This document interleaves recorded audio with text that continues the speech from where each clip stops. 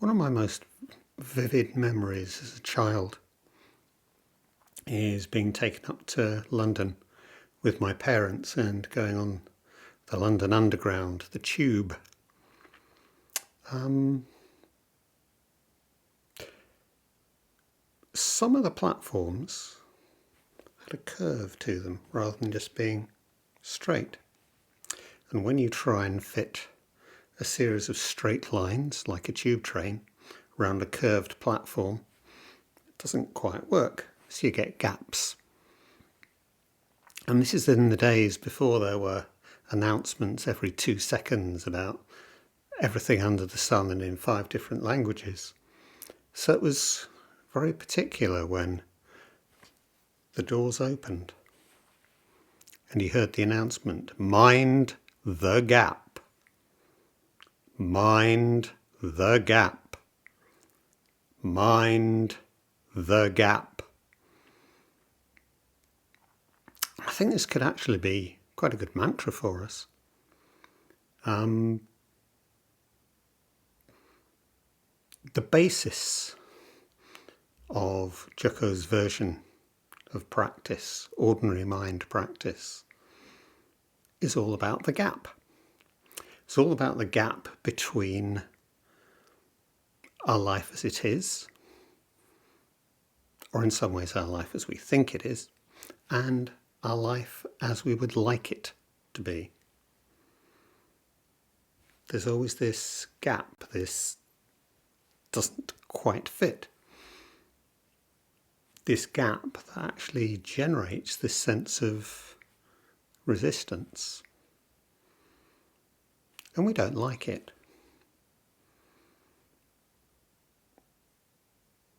So we move away from it, we turn away from it, which is a mistake. And Jocko's point is that we should come back to this resistance. But I like mind the gap because, well, mind in this sense is a really interesting word. We mind things. They annoy us. They irritate us. Do you mind that? Well, frankly, yes, I do. So we have this sense of things, and things I mind. But then, of course, we have the sense of bear in mind, keep in mind. And this takes us right across to mindfulness, smriti in Sanskrit. Awareness. We tend to use awareness rather than mindfulness in this tradition. So we've got the sense of minding, this irritation, this kind of suffering, for want of a better word, dukkha in Sanskrit.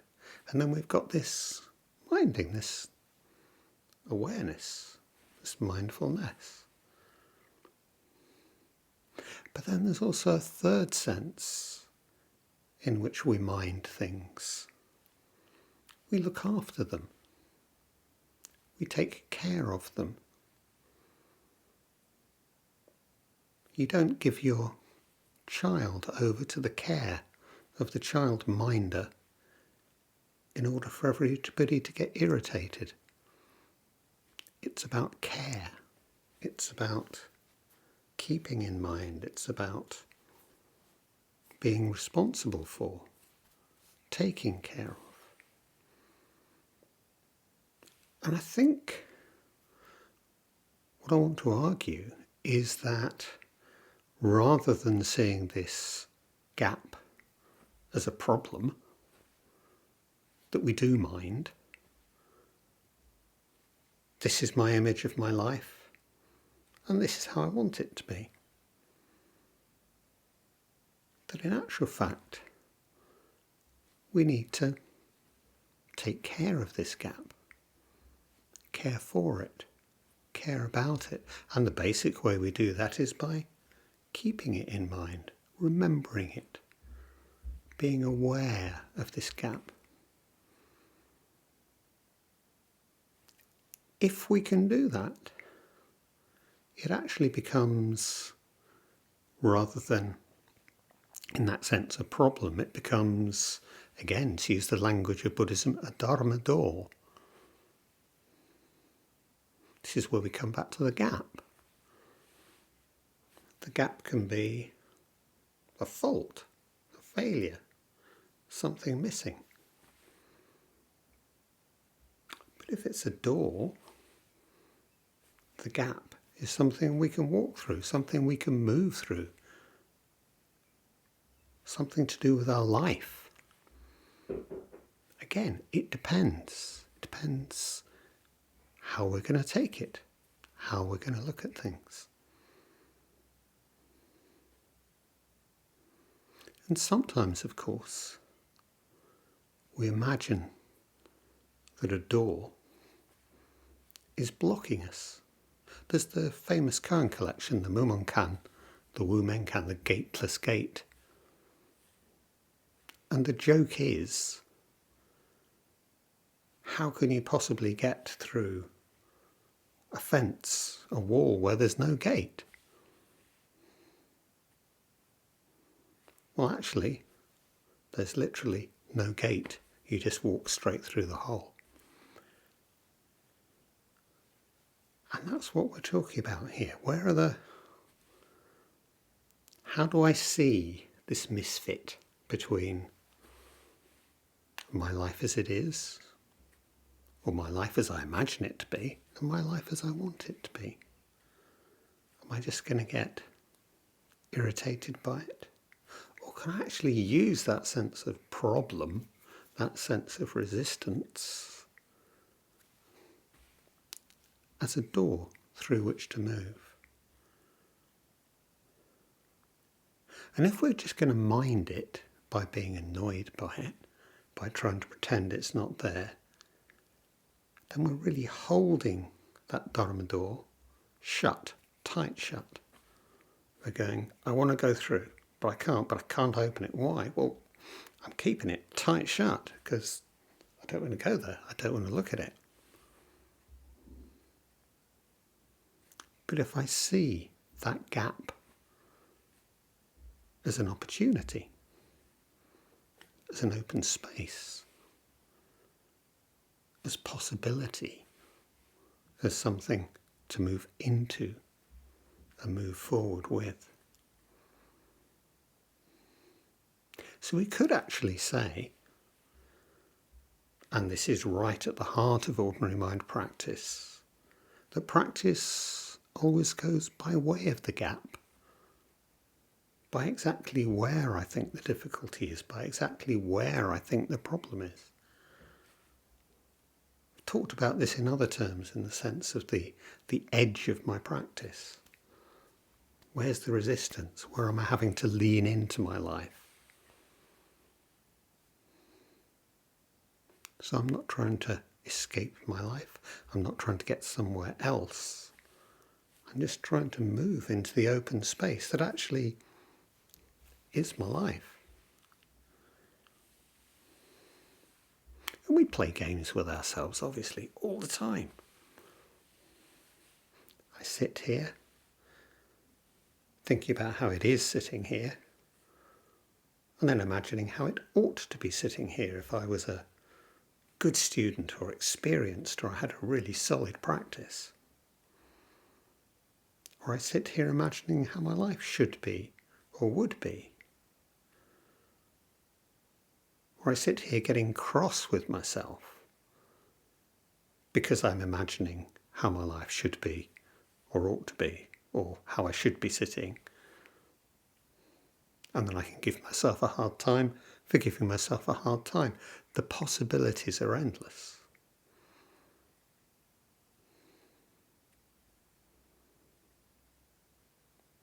And I can do the same thing with making things separate, making things special. The special bits of my life and the ordinary bits of my life. The spiritual bits of my life and the really mundane bits of my life. And the differences between that. And I can make those gaps into a real problem. And it may seem And this is where we can easily go wrong. As if what I need to do, what I'm trying to do, is make that gap disappear so that my life as it is, my life as I imagine it to be, and my life as I'd like it to be, fit perfectly like a box in its lid. And then it would be all right, wouldn't it? Then it would be fine.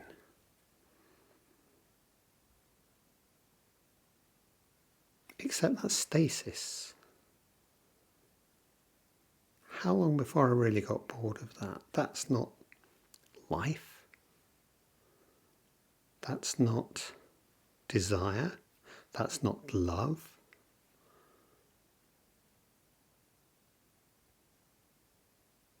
But because I feel that wouldn't be suffering, that actually feels quite attractive. Calm. Peace. Immobility. Stone Buddha.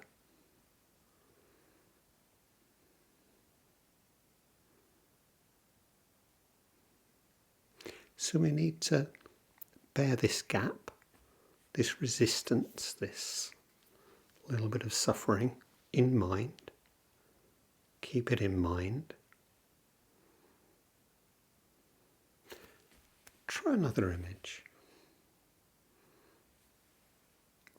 There's a wonderful, very old now, Laurie Anderson song, which has the line, "You're walking, but you're also falling, because to walk, we need to fall. We unbalance ourselves." It's not exactly leaping off the top board at the swimming pool. It's not exactly leaping off a bridge attached by a piece of elastic. But it is still, each step, a movement, a living movement into space. And what happens? My foot meets the ground. I'm safe. The resistance. And then I push off again, using that resistance. If there's no resistance, there's no possibility, there's no movement.